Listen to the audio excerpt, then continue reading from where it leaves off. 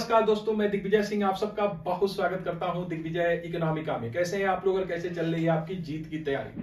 दोस्तों, कल 12 दिसंबर को आपने नेट का एग्जाम दिया। पेपर जो है कुछ लोगों का मानना है कि टफ था, क्योंकि टाइम कंज्यूमिंग पेपर था। उसको जब आप कर रहे थे तो आपको ऑप्शन निकालने में काफी टाइम लग रहा था, क्योंकि जो पैसेज दिए गए थे पैसेज भी मैथमेटिकल फॉर्म में पूछे गए थे।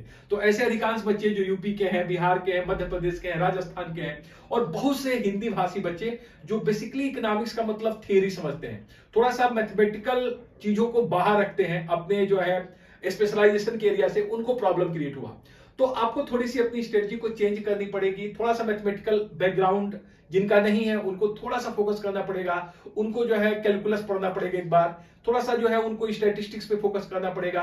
10th और 12th स्टैंडर्ड्स की बेसिक किताबें पहले मैथमेटिक्स स्टैटिस्टिक्स की पढ़नी पड़ेगी, फिर उसको थोड़ा सा इकोनॉमिक्स से रिलेट करना पड़ेगा। अगर आप ऐसा करेंगे तो आने वाला जो एग्जाम है जो जून 2024 का, वो आपके लिए उतना ज्यादा हेडेक नहीं करेगा, क्योंकि आप जानते हो कि सिलेबस में भी कुछ ना कुछ परिवर्तन होने वाला है अगले 6 महीनों में। तो उसी अकॉर्डिंग आपको अपनी तैयारी को थोड़ा सा मॉडिफाई करना पड़ेगा, लेकिन हिम्मत मत हारिएगा। सबसे बड़ी बात यह है हिम्मत को ना हारना। अगर पेपर टफ आता है, बहुत ज्यादा लेंदी होता है, तो सिर्फ वो आपके लिए टफ नहीं होता है, वो सिर्फ आपके लिए लेंदी नहीं होता है, वो जितने भी लोग बैठ रहे हैं उनके लिए लेंदी होगा, टफ होगा।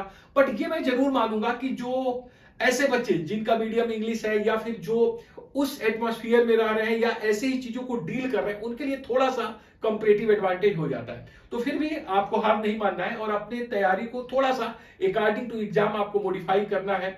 और अगर आप अभी से प्रयास करना शुरू कर दें, क्योंकि अभी आपके पास 6 महीने का समय है, तो आप अच्छा करेंगे। आज के वीडियो में हम बात करने वाले हैं कट ऑफ की। अगर आप कट ऑफ देखो तो कंटिन्यूअस डिक्लाइन हो रहा है। जिससे जैसे पेपर का लेवल बढ़ता जा रहा है, कट ऑफ भी डिक्लाइन करता जाएगा। हम एक्सपेक्ट करते हैं कि इस बार भी कट ऑफ नो डाउट पिछले बार से कम जाएगा, क्योंकि पेपर जो है लेंदी था, मैथमेटिकल बैकग्राउंड का था, क्वेश्चंस को एनालाइज करना पड़ रहा था, टाइम टेकिंग था। सिर्फ इकोनॉमिक्स के 100 क्वेश्चन करने में बहुत से बच्चों ने मुझसे ये बताया कि 3 घंटे का समय देना चाहिए था। अगर 3 घंटे का समय मिला होता 2 घंटे की बजाय, तो हम लोग ज्यादा क्वेश्चन को कर पाते, क्योंकि हर क्वेश्चन में कुछ ना कुछ कैलकुलेशन था। जिनका मैथमेटिक बैकग्राउंड है उनको भी दिक्कत हो रही थी। तो आइए हम बात करते हैं कट ऑफ की कि क्या कट ऑफ आपको दिसंबर 2023 में देखने की मिलेगी। सबसे बेहतर तरीका यह है कि हम जून 2023 से कंपैरिजन करें दिसंबर 2023 का, तो आपको ज्यादा चीजें क्लियर होगी। अगर हम जून 2023 की कंपैरिजन करें, पिछले बार का भी पेपर टफ था, तो आप देखते हो कि जो अनरिजर्व्ड है उनके लिए जो कट ऑफ मार्क था वो था आउट ऑफ 300 अगर आप देखेंगे तो ये था 170 ये नेट के लिए था, जिसको आप असिस्टेंट प्रोफेसर करते हो। और जीआरएफ जूनियर रिसर्च फेलोशिप और असिस्टेंट प्रोफेसर के लिए ये 188 नंबर था। इसका मतलब अगर कोई अनरिजर्व्ड बच्चा अगर नेट के लिए 85 क्वेश्चन सही करता है आउट ऑफ 150 में 150 में से फर्स्ट और सेकंड पेपर मिला के अगर 85 क्वेश्चन सही किया था, तो नेट के लिए एलिजिबल हो गया था। और अगर 94 क्वेश्चन 188 नंबर या फिर 94 क्वेश्चन सही किया था आउट ऑफ 150, तो वो जीआरएफ के लिए क्वालिफाई कर गया था। अगर हम कंपैरिजन करें इससे आपका दिसंबर 2023, जो आप लोग 12 दिसंबर को एग्जाम दिए हो, तो मेरा ये एक्सपेक्टेशन है कि जो नेट होगा आपकी वो 162 नंबर पे होगा। इसका मतलब अगर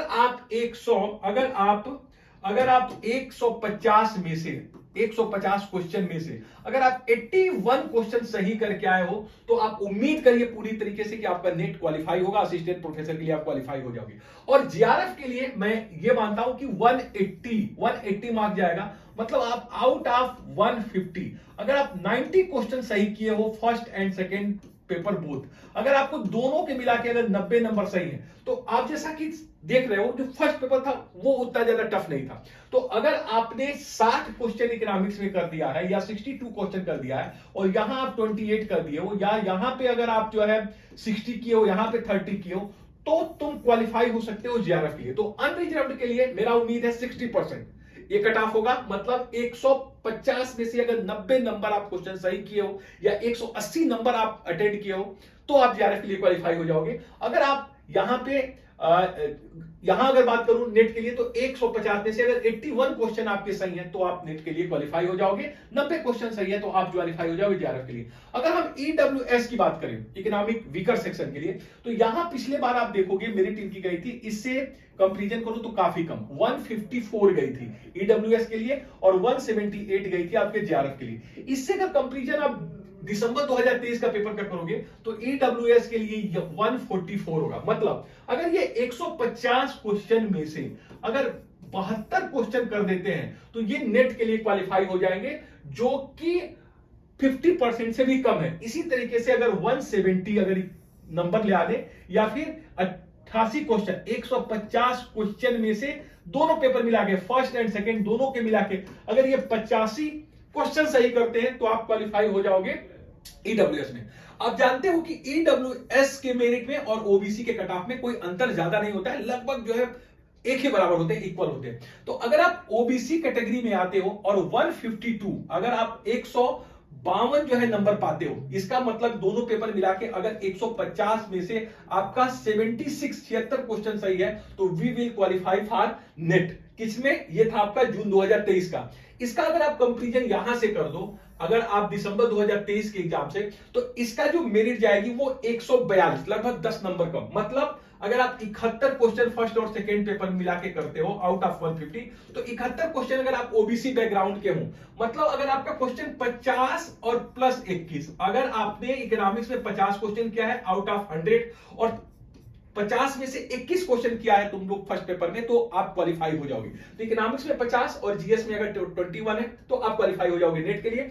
और जीआरएफ के लिए 168 का मतलब है 84। अगर 84 क्वेश्चन सही है, मतलब यहां पे अगर तुम 55 भी किए हो और यहां पे तुम क्या किए हो, अगर यहां पे 29 क्वेश्चन किए हो या 30 क्वेश्चन किए हो तो तुम जीआरएफ के लिए क्वालिफाई कर जाओगे अगर ओबीसी बैकग्राउंड के हो। इसी तरीके से एससी की अगर हम बात करें तो 142 नंबर पे पिछले बार क्वालिफाई हुआ था, जो इस बार ये घट के लगभग 132, मतलब 66 क्वेश्चन अगर आप दोनों पेपर में मिला के करोगे तो क्वालिफाई हो जाओगे नेट के लिए। और जीआरएफ के लिए 152 पे क्वालिफाई हो जाओगे आउट ऑफ 150 के अगर 76 नंबर पाते हो तो कर जाते हो।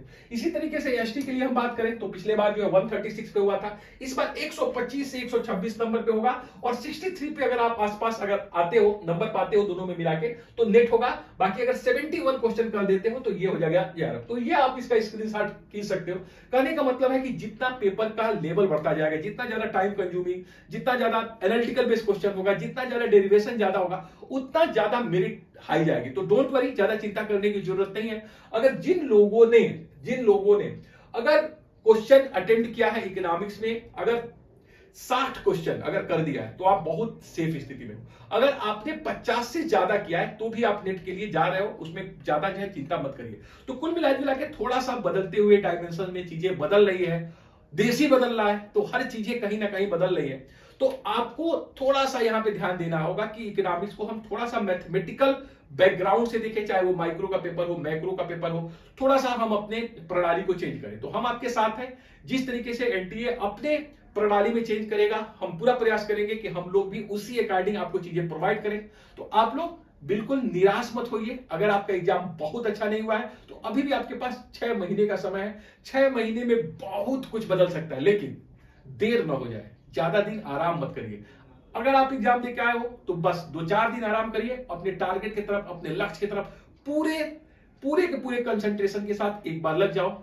आने वाला एग्जाम आपका जो है राह देख रहा है, आप अच्छा करोगे। Thank you so much for watching Digvijay Economica. God bless you dear friend.